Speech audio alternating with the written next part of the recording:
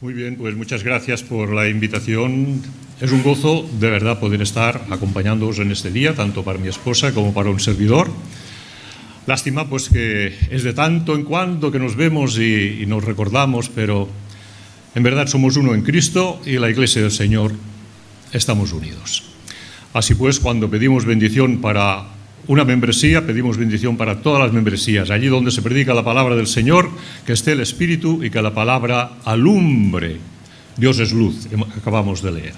Y con esa luz es la que necesitamos para avanzar, para no ser confundidos por los errores y por la oscuridad que están en nuestro alrededor, en nuestros días. Y de eso se trata pues la carta. Es una carta actual, decimos, es bíblica. Hay problemas en el tiempo de Juan. No, los problemas están, sí, en el tiempo de Juan y en el nuestro también. Por eso que el Señor bendiga, aplique su palabra, nos conceda esa visión a unos y a otros, para que nuestro caminar sea recto, que no nos dejemos desviar ni a derecha ni a izquierda, sino que las verdades que hemos escuchado, las verdades que hemos oído y que hemos leído y que tantas veces hemos repetido, esas formen parte de nuestra vida y que lleguemos al final de nuestra vida cristiana habiendo acabado la buena carrera y guardado también la fe. Que el Señor bendiga pues su palabra conforme a su propósito y voluntad. La hemos leído, la hemos escuchado y la vamos a meditar. Es una serie que tengo que empezar sobre la primera carta de Juan y que os vais a llevar ese privilegio, entre comillas, de escuchar el primer mensaje, porque este es el que tengo preparado para la iglesia de Manresa, naturalmente. Y digo, ¿qué voy a predicar yo a nuestros hermanos de Piedra de Ayuda? Pues lo que tengo preparado, ahí está, calentito, ¿no? Pues ahí vamos. Que sea de verdad palabra del Señor para vosotros. Es una carta escrita para personas que ya conocían el Evangelio. Aquellos que conocemos el Evangelio es como si ya lo supiéramos todo y como si no tuviéramos problemas o peligros delante de nosotros.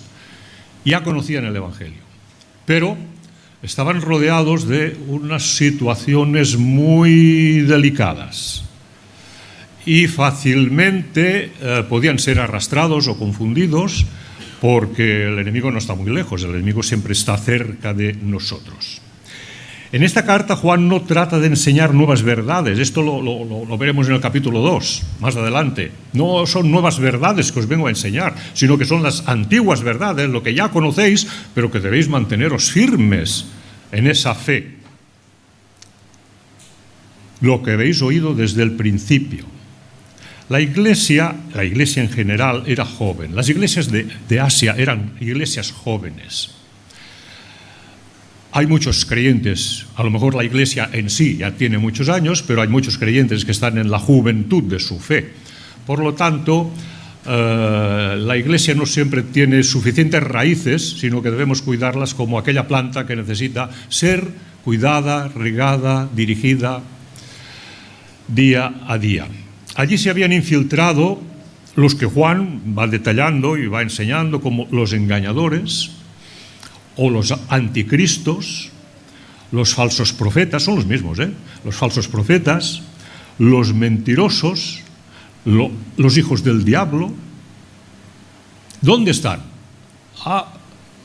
Por allí, lejos no, cerca, muy cerca. Así como la serpiente antigua estuvo cerca de Eva para tentarla, y no fue diciéndole, te voy a echar mi veneno. No le dijo esto, sino que se presentó con toda su astucia, con toda su elegancia, si es que una serpiente puede ser elegante, no lo sé. Pero la conquistó.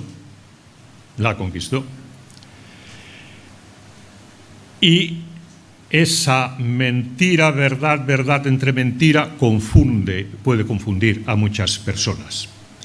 Es evidente que aquí había el problema, la idea de los gnósticos, de una herejía. Estaba en los tiempos de Juan y decimos, bueno, si eso estaba en los tiempos de Juan, ¿por qué tenemos que tratar problemas que estaban en los tiempos de Juan? Porque ese tipo de herejías no están tan lejos de nosotros, sencillamente. Es una herejía que se mantiene, la herejía gnóstica. Y creo que todos los que estamos aquí podemos hacer distinción, creo yo, de la diferencia entre gnósticos o agnósticos, con A.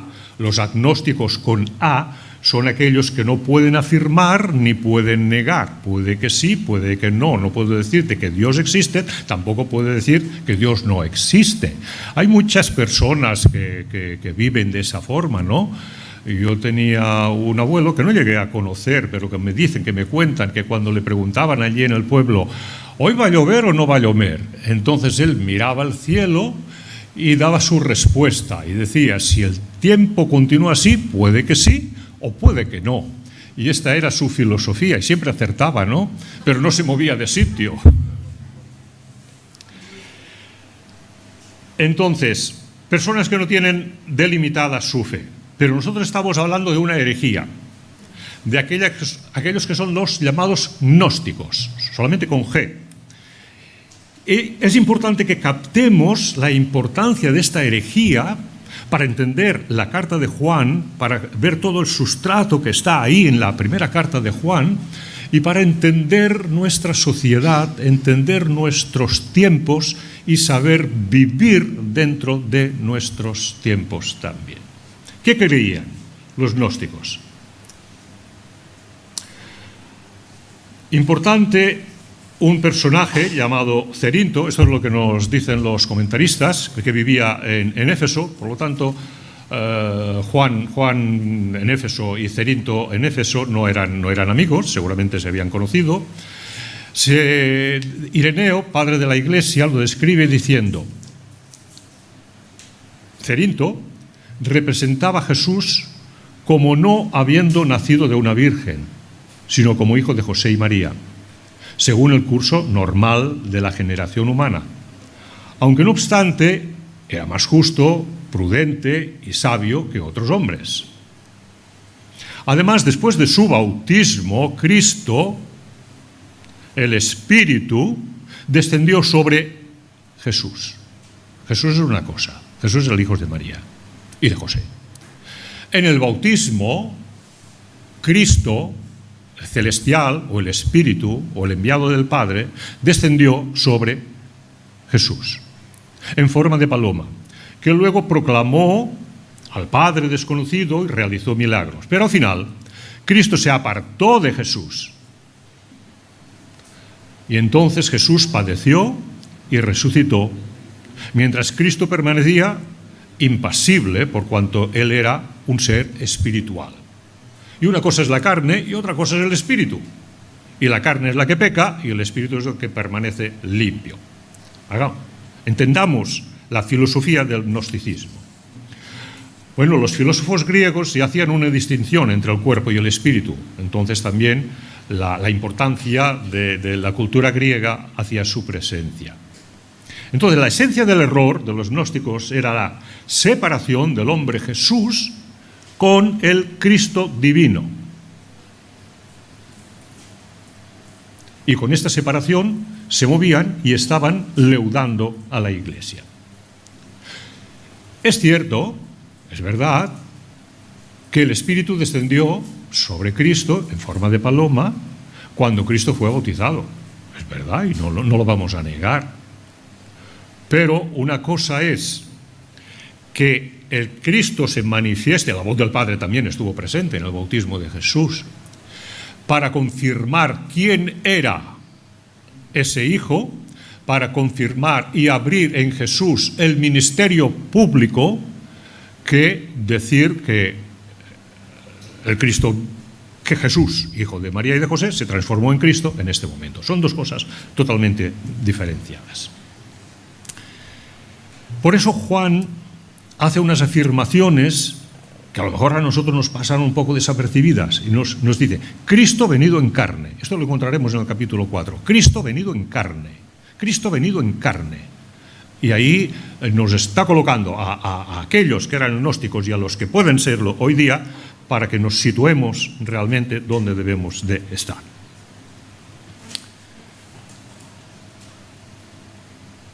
Cuando puedo, o cuando el Señor me dirige,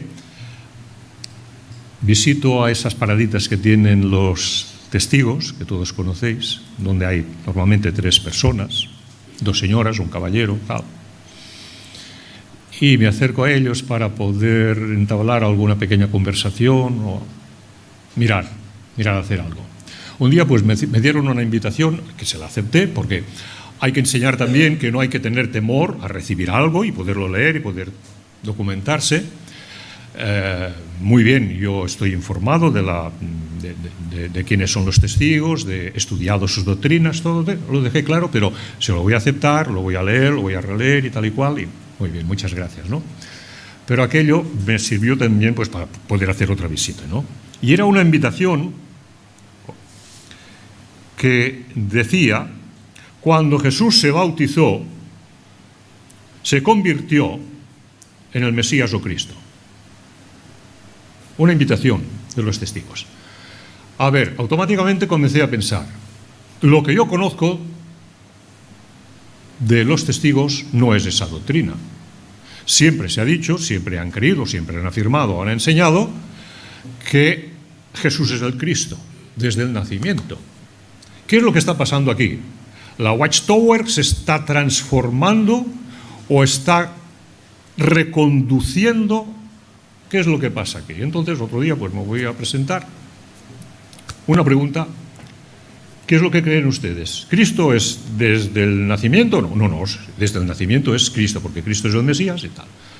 Muy bien, eso es lo que yo pienso que ustedes creen y usted me dice que sí lo cree. Vale. ¿Qué dice esa invitación? No se da. Aquí le está la invitación. Tome, de su carrito. Cristo se convirtió en el Mesías o Cristo. Bueno, quizás hay que interpretar o hay que pensar o hay que argumentar o no sé.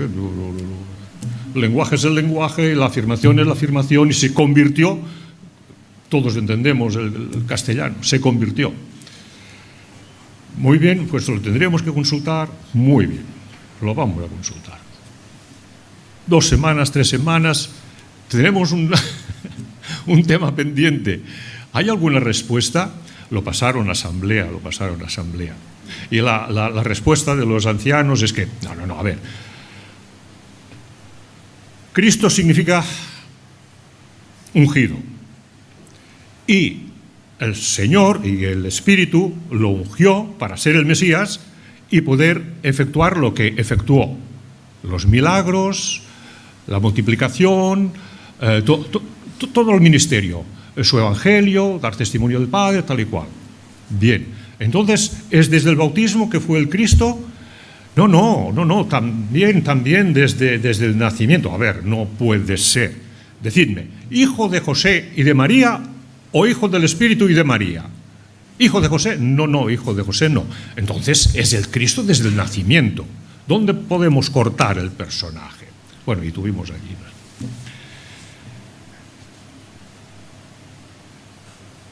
Este es hay que ver, hay que esperar, hay que analizar dónde se mueven ellos, ¿no? Pero no tienen una definición clara sobre el tema. ¿Qué pasa con la Iglesia Católica? Cuando puedo, pues como ya recibimos muchos YouTubes y muchas cosas, pues según el tema que están tratando, miro de pararme y escuchar. Y había no era sacerdote en este caso, era un obispo, que estaba dando una conferencia y era de lo más interesante. Y precisamente era sobre los gnósticos. Digo, esto me interesa, estoy preparando yo, necesito material. Era sobre los gnósticos. ¿Qué decía él? La Iglesia está muy mal. Estamos hablando de la Iglesia Católica Romana. Tiene muchos problemas, muchos, ¿no? Pero uno estaba ahí presente. Una conferencia muy bien preparada, muy bien documentada, ¿no? Pero él estaba confesando. Los milagros de Jesús eran reinterpretados. No había tales milagros por en medio. Los misterios de la fe eran puestos en duda. Los grandes dogmas desaparecían. La autoridad de la Biblia iba desapareciendo. Todo se hacía añicos. ¿Qué se valoraba? La espiritualidad personal. Yo tengo mi fe, yo sé lo que creo, es mi mi espiritualidad, mi visión, mi interpretación al final, y al final hago mi Dios a mi forma y manera. Poner en duda las certezas. Esto es lo que se está introduciendo también dentro del catolicismo. Y él afirmaba incluso diciendo, un novicio, o los novicios, se les enseña poner en duda sus certezas. Y entonces los valores van desapareciendo. Y al final él va haciendo su religión a su forma y manera. ¿Qué pasa con nuestro mundo evangélico? No estamos tampoco muy lejos, no creáis. Se salvan muchas iglesias, a Dios gracias, por su misericordia y amor, pero no estamos muy lejos tampoco. Valorar la espiritualidad de los demás es una definición de un pastor evangélico y de un pastor bautista. Porque todo comienza con el diálogo interreligioso. Cuando empezamos por un diálogo, donde tú dices, yo digo, tú escuchas, yo escucho, y al final hacemos una sincronización de valores, etcétera, etcétera, aquí ya entramos, que la serpiente está muy cerca. Todo empieza con el diálogo interreligioso, y entonces se llega a afirmar que tenemos que valorar la espiritualidad de los demás. Y uno se queda pensando que la frase es bonita, es muy bonita. Pero ¿cómo debo valorar yo la espiritualidad de los demás? De aquellos que no creen, que no respetan la Biblia, que no ponen las cosas en su lugar. No sé, a lo mejor tenemos que tomar el ejemplo del Señor Jesucristo. ¿Cómo valoraba Jesucristo la espiritualidad de los demás? ¿Quién eran los espirituales de su tiempo? Pues los fariseos, ¿no? Los fariseos se creían más espirituales que Cristo. ¿Y cómo trataba Jesús a los fariseos? Hipócritas. Invalidáis la palabra de Dios por vuestra tradición. ¿Qué es lo que estáis diciendo? ¿Qué es lo que estáis enseñando? Así los valoraba. Entonces, creo que debemos tomar ejemplo del Señor Jesucristo y valorarlo también de esa manera. Doctrinas de los hombres, doctrinas falsas, diálogo interreligioso. Yo solamente en la vida he asistido a un diálogo interreligioso cuando era muy joven. El pastor, debía ser después del Vaticano II, sí, era después del Vaticano II, que habían pues toda una serie de esfuerzos para ver dónde llevaría todo aquel despertar, entre comillas. Fue un desastre el Vaticano II. Y tuvimos un encuentro, y fue un encuentro con los Bahá'í. Yo sé que a lo mejor muchos de vosotros no habéis oído hablar de los Bahá'í. Pues sí, los Bahá'í existen aún, y nosotros teníamos un amigo que era Bahá'í. Amigo, pero era Bahá'í.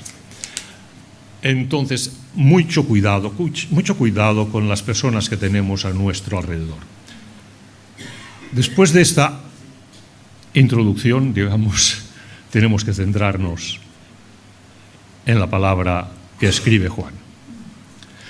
Y vemos el parecido que tiene el Evangelio con la primera carta. La primera carta con el Evangelio. Es el mismo autor, ¿no? Exactamente, dice lo mismo en el Evangelio que en la carta. En el principio, el verbo de vida, la luz de los hombres, las tinieblas. Está con esa visión. No obstante, el tema y enfoque es distinto. Dice un comentarista, Westcott, y lo resume creo que muy bien diciendo, el tema del Evangelio es Jesús es el Cristo. Y el tema de la carta es el Cristo es Jesús. Depende de dónde está la posición de la persona, necesita un enfoque o necesita otro enfoque. Entonces, el enfoque del Evangelio es Jesús, el Hijo de María, este es el Cristo. Pero el tema de la carta es el Cristo, el que vosotros decís que sí que es el Cristo, este es Jesús. No os escapéis. La vida fue manifestada. ¿Y qué vida? No la vida de un ser recién nacido, no, la vida aquel que es la vida y que es autor de la vida, esa fue manifestada. El verbo de vida, el que era desde el principio, ese fue manifestado. Él era la vida. Y en esa manifestación, Juan da testimonio de lo que hemos visto, el oído, lo que hemos escuchado. Lo que hemos visto son los ojos, no es el oído. Lo que hemos visto con nuestros ojos, lo que hemos oído con nuestros oídos y lo que hemos palpado. Son los tres sentidos que están ahí presentes. Por eso son tan importantes las apariciones de Jesús después de resucitado. Cuando se presenta a sus discípulos y cuando Tomás no estaba presente y llama a Tomás y dices: Tomás, mira mis manos, pon aquí tu dedo en el lugar de los clavos, mete tu dedo en el lugar de los clavos, no seas incrédulo sino creyente, pon tu mano en mi costado. O cuando a los demás les dice: ¿tenéis algo de comer? Un trozo de pescado, un poco de miel, porque los espíritus no comen y los fantasmas menos. ¿Quiénes son los que comen? Los seres humanos, los que tienen cuerpo. Dadme de comer. Por eso es tan importante. Entonces también hoy a algunos les cuesta creer. ¿Quién es Jesús como hombre? El Cristo sí, el espiritual sí. Pero ¿quién es Jesús como hombre? Aquel que está sentado a la diestra del Padre, Jesús como hombre. Y van por el mundo pero confundidos. El título de Jesús que le gustaba mucho usar es el Hijo del Hombre, el Hijo del Hombre.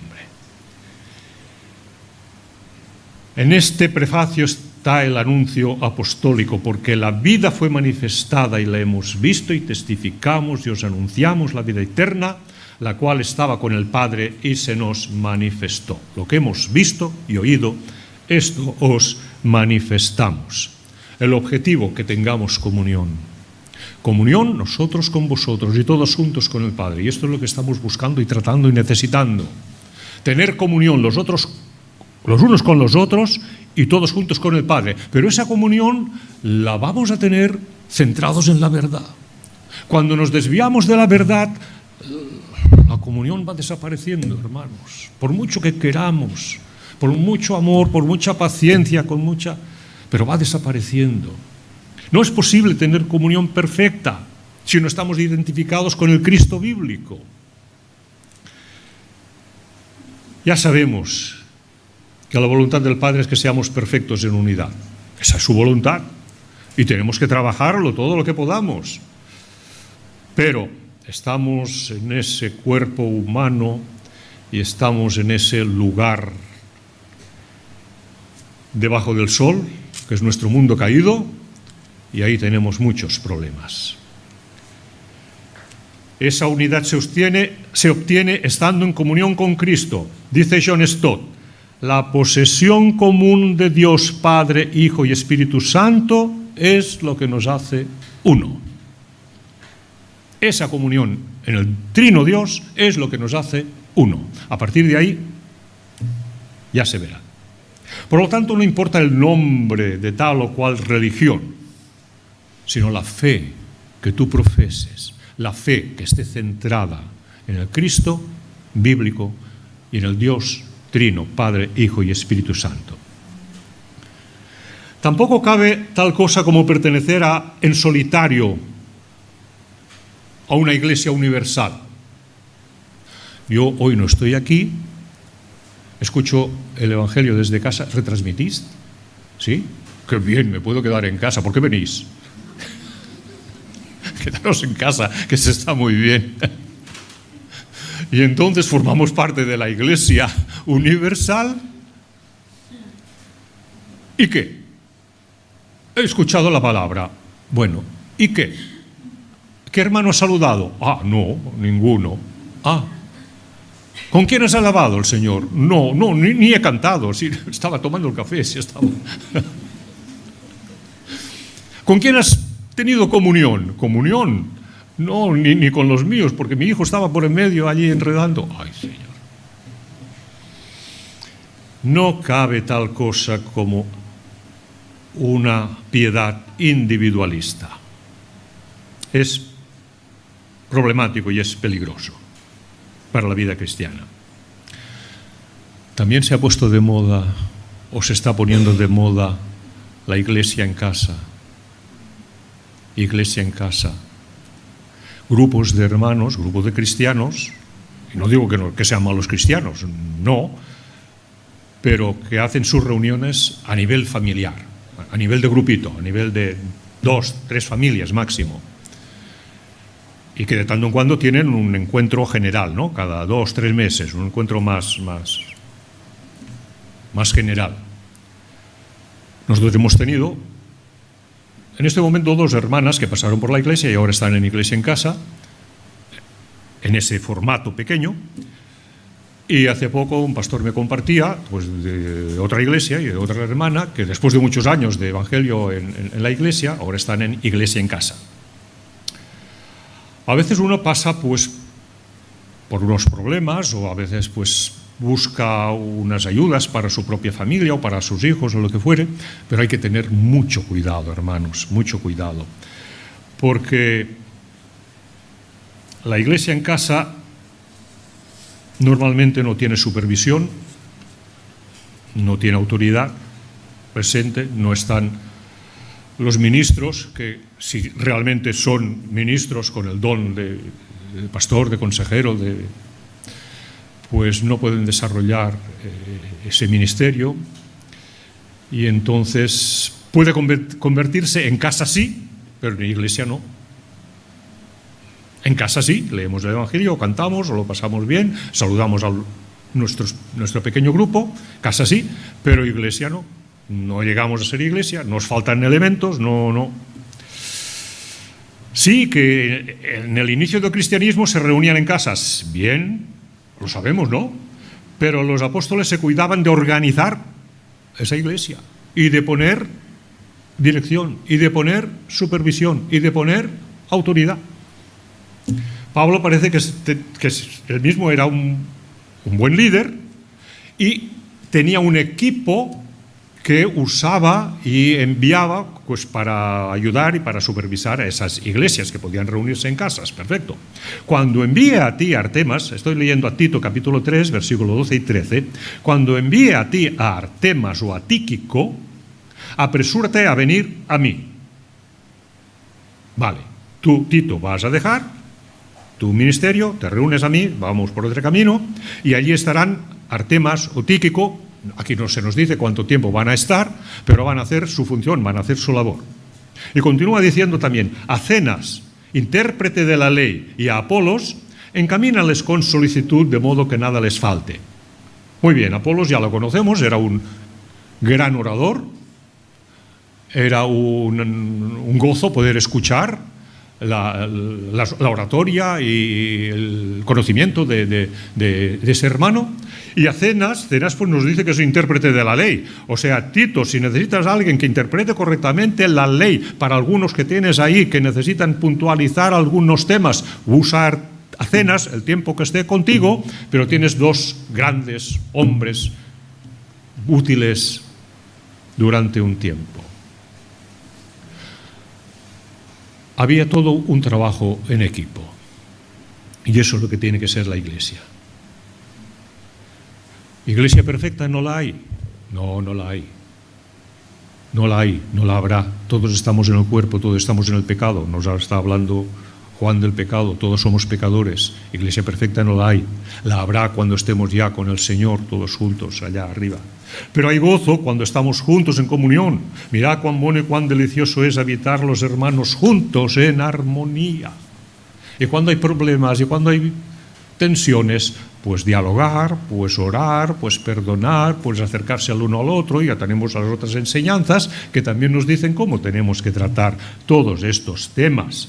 Pero estas cosas os escribimos para que vuestro gozo sea cumplido. Nosotros tenemos gozo de estar con vosotros y vosotros tenéis gozo de estar con nosotros, y todos tenemos gozo cuando estamos unidos y cuando estemos unidos al Padre a través de su palabra, a través de su Espíritu y por la sangre de Jesucristo.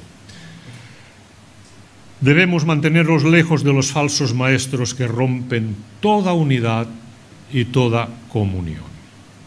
Lejos de aquellos que afirman que realmente Cristo no tomó forma humana, sino que tal vez apareció tomarla, pero que no era realmente humano.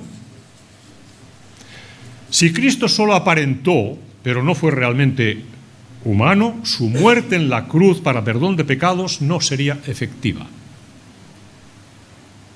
No sería efectiva. Juan también trata en su carta la herejía del docetismo, que es la apariencia. Tomó apariencia, pero no era realidad, no era un humano perfecto. Entonces aquí nos introducimos en la luz y en las tinieblas. Y eso lo trata en el primer capítulo y lo trata en el capítulo, en los siguientes capítulos también. Versículo 5, versículo 7, este es el mensaje que hemos oído de él y os anunciamos. Dios es luz y no hay ningunas tinieblas en él. Si decimos que tenemos comunión con él y andamos en tinieblas, mentimos y no practicamos la verdad. Pero si andamos en luz, como él está en luz, tenemos comunión. Pero si andamos en luz, si andamos en la verdad, tenemos comunión con él y unos con otros. Y la sangre de Jesucristo, su Hijo, nos limpia de todo pecado. Intelectualmente, la luz es la verdad y las tinieblas es la ignorancia. Esa persona está en tinieblas, es ignorante. Si podemos ayudarle, le vamos a ayudar. ¿Pediremos luz para él? ¿Pediremos luz para él? Claro que sí. Moralmente, la luz es la pureza y las tinieblas es el mal, la maldad, el pecado. Sabemos que no hay maldad en Dios. Sabemos que no hay pecado en Cristo. No pecó, no se halló pecado, no se halló maldad, ni mentira en su boca. Dios es luz. Los que andan en sombra de muerte, luz les resplandeció. Desde el nacimiento de Cristo ya viene la luz al mundo. El testimonio de Pablo cuando iba camino de Damasco, de repente le rodeó una luz del cielo. Dios se manifiesta a través de la luz.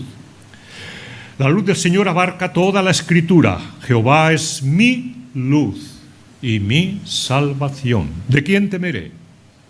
Si Él es mi luz y es mi salvación, ¿a quién he de temer? La verdadera iglesia de todos los tiempos ha recibido la luz del Evangelio de la gloria de Cristo. Si decimos que alguien o algo es una iglesia, pero esa iglesia no ha recibido, no se mueve en la luz del Evangelio de la gloria de Cristo, no es iglesia. Jesús habló de sí mismo como la luz del mundo, diciendo: yo soy la luz del mundo. Y bien definió el credo de Nicea, y nosotros no nos vamos a apartar de esos credos, ni mucho menos, que la persona de Cristo, afirmando que es Dios de Dios, luz de luz. ¿Quién es Cristo? Dios de Dios y luz de luz. Y no podemos apartarnos de esas verdades. Por otro lado, las tinieblas son lo opuesto a la luz y corresponden a la condenación. Y esa es la condenación. ¿Cuál es la condenación? Que la luz vino al mundo y los hombres amaron más las tinieblas que la luz. Y caminaron por las tinieblas en lugar de caminar por la luz. ¿Por qué? Porque sus obras eran malas. ¿Por qué? Porque su corazón era malo. Y aunque tuvo rayos de luz, no se dejó guiar por esos rayos de luz. Recordemos a aquel que no fue hallado vestido de bodas y fue echado en las tinieblas de afuera. Esa es la condenación, las tinieblas de afuera. Por tanto, los gnósticos decían: tenemos comunión con Dios. ¿Quién dice que no tenemos comunión con Dios? Y no obstante, continuaban caminando en la oscuridad, en la falsedad, en la hipocresía, en la mentira. Su cuerpo podía pecar, pero su espíritu quedaba limpio. Llegan a afirmar que los pecados que se cometen en la carne no afectan al espíritu. Hermanos, yo he conocido personas llamadas cristianas que han conocido el Evangelio y el Evangelio de la gracia, pero luego su forma de vivir, amigo, no caminan en la luz. Dicen una cosa con su boca, contradicen todo en su práctica.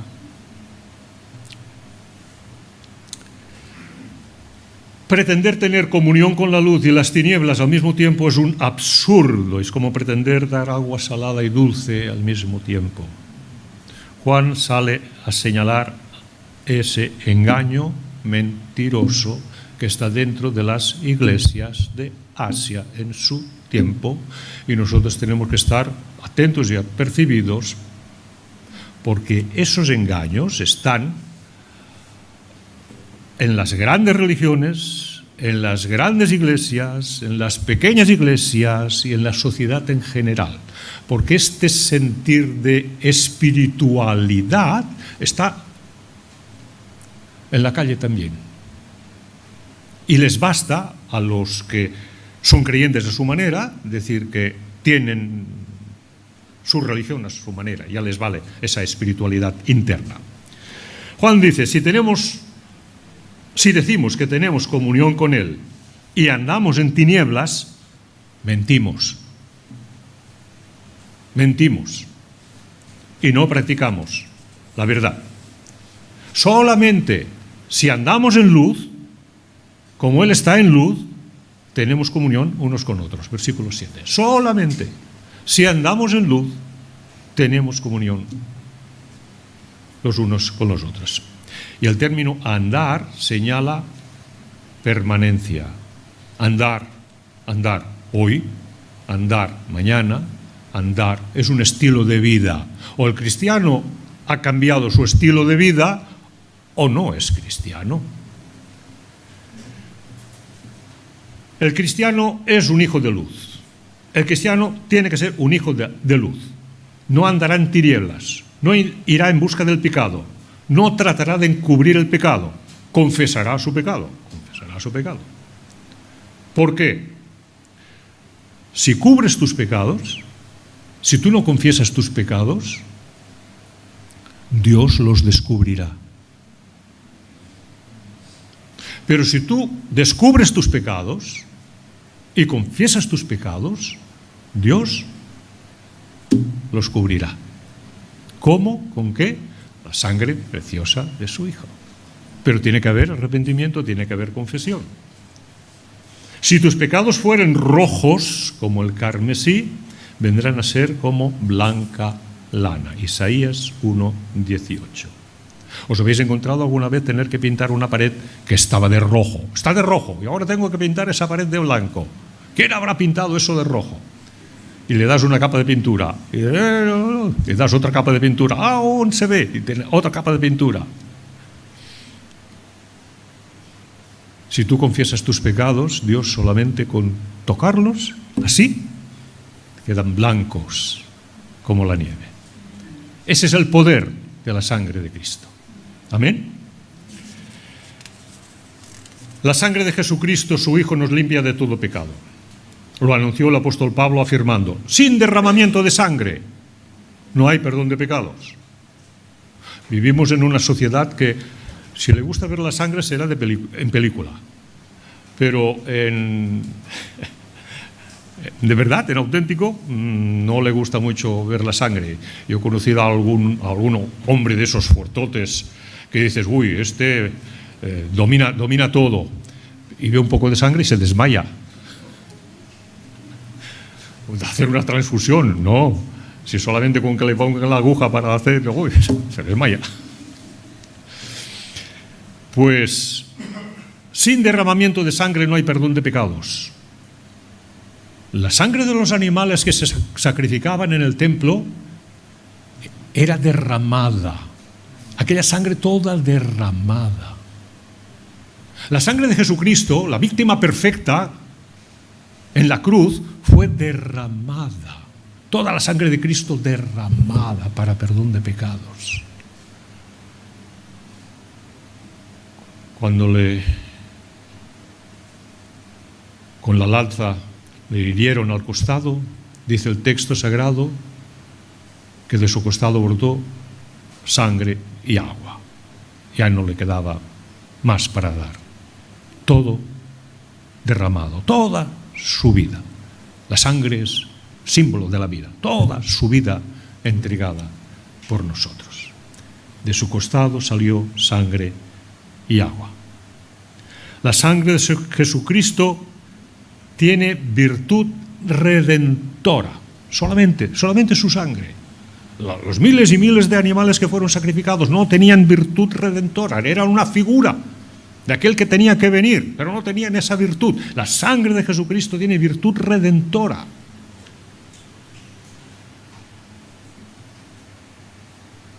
Juan está afirmando que la muerte de Cristo no nos rescataría si Él no fuera el Hijo de Dios. Si no tuviera esa perfección total y completa, no podría rescatarnos si no fuera el Hijo de Dios. Era necesario que fuera el Cordero esperado. El Cordero, aquí el Cordero de Dios que quita el pecado del mundo. Eso es lo que anunció Juan el Bautista cuando se acercó Cristo a él.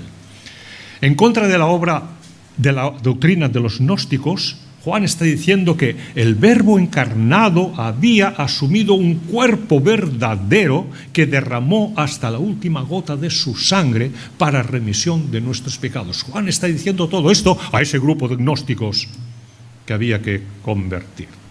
El valor de esta sangre es para perdón y limpieza de pecados. Nos limpia de todo pecado.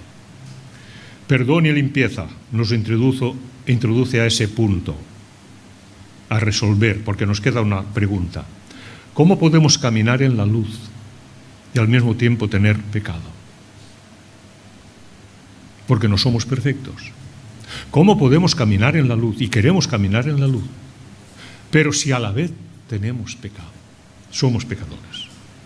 ¿El cristiano puede pecar? ¿O si peca, deja de ser cristiano? ¿Puede el cristiano dejar de ser cristiano si lo encontramos en un pecado? ¿Cómo puede caminar en la luz y al mismo tiempo ser vencido por las tinieblas? Entonces, si yo digo que soy cristiano y peco, dejo de ser cristiano. ¿Cómo tengo que armonizar toda esta enseñanza? Juan dice y escribe, versículo 8.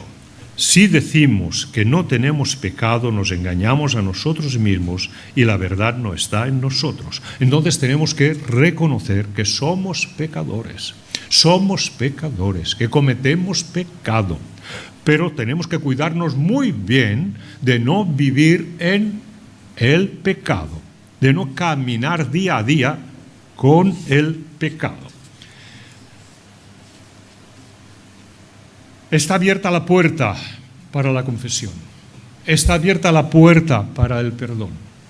Si confesamos nuestros pecados, versículo 9, Él es fiel y justo para perdonar nuestros pecados y limpiarnos de toda maldad. Acepta que eres pecador, acude a Cristo, confiesa tus pecados, recibe el perdón por medio de su sangre y serás lavado de toda maldad. Esa es la puerta, ese es el camino.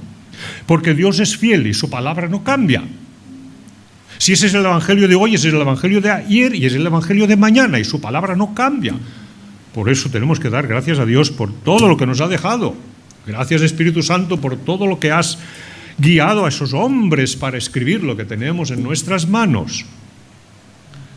Dios es justo. Nuestras faltas están liquidadas, si están realmente confesadas. Otra afirmación que brilla con fulgor: la sangre de Jesucristo nos limpia de todo pecado. ¿Cuál sangre? La sangre de Jesucristo nos limpia de todo pecado. Tiene que haber sangre. No puede ser la sangre del toro, no puede ser la sangre de ningún animal. Tiene que ser la sangre perfecta. Y nos limpia de todo pecado. Y todo incluye tanto la gravedad del pecado, pero ¿a ese le vas a perdonar, Señor? ¿Te lo has preguntado alguna vez? ¿A ese le vas a perdonar? ¿Lo conoces bien? El Señor te dice, sí, a ese también le voy a perdonar. Pero con todo lo que ha hecho en su vida pasado. Sí, todo lo que ha hecho en su vida pasado. ¿Quién eres tú para juzgar? Cállate. Nos limpia de todo pecado. Incluye tanto la gravedad como la cantidad. Así es de poderosa la sangre de Cristo.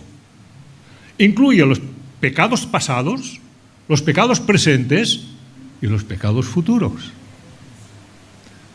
Sabéis de los antiguos, que decían, no me voy a bautizar hasta el final de mi vida, así voy a pecar todo lo que quiera, luego al final de mi vida me bautizo, queda todo limpio, todo limpio, todo limpio. Ay, Señor, cuánta oscuridad, cuánta oscuridad. Dice Tomás de Aquino, toma una cita de Tomás de Aquino, no voy a tomar toda la teología de Tomás de Aquino, ni mucho menos, pero algunas citas sí. Dice Tomás de Aquino, como si un médico hiciese una medicina con la que pudiesen ser curadas todas las enfermedades, aún en lo futuro. Tómate esa medicina, la confesión de pecados, la sangre de Cristo que viene a ti, y son curadas las enfermedades del pasado, las que heredas de tus padres, son curadas las enfermedades, los pecados del presente, las que cometas hoy, y son curadas las enfermedades del futuro, los pecados que puedas hacer. Todo está curado. Pero vive en la luz, ten cuidado, ten cuidado. Dice que Cristo es más dulce cuando el pecado sabe más amargo. Cuando el pecado te sepa más amargo, porque conoces que Dios es luz y que tú eres sombra y oscuridad, porque aún vives en ese cuerpo de pecado, entonces Cristo te parecerá más dulce, más cercano, más amoroso, más tierno.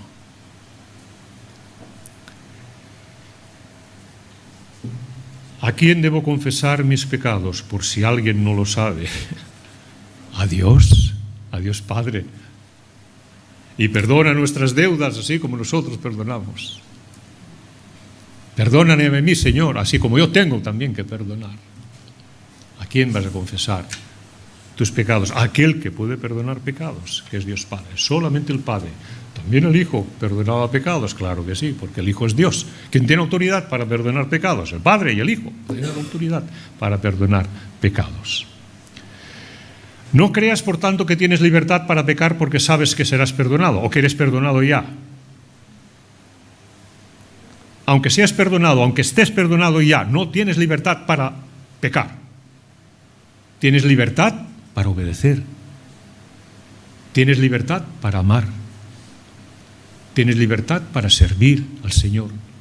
Tienes libertad para congregarte, estar en comunión con la Iglesia del Señor, los unos con los otros. El Señor nos da la llave para no pecar.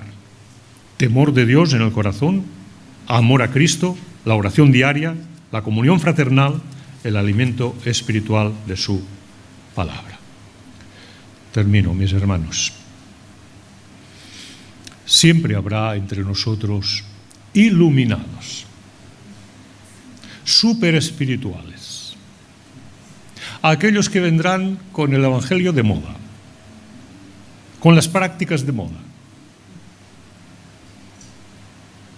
Ponete un letrero aquí que diga: Jesús es el mismo ayer, hoy y por los siglos. Nuestro evangelio es el mismo ayer, hoy y por los siglos. Y es bienvenido aquel que quiera escuchar este evangelio y no otro. Y ya está. Aparte de aquellos que dicen: yo no tengo pecado, pero están en tinieblas.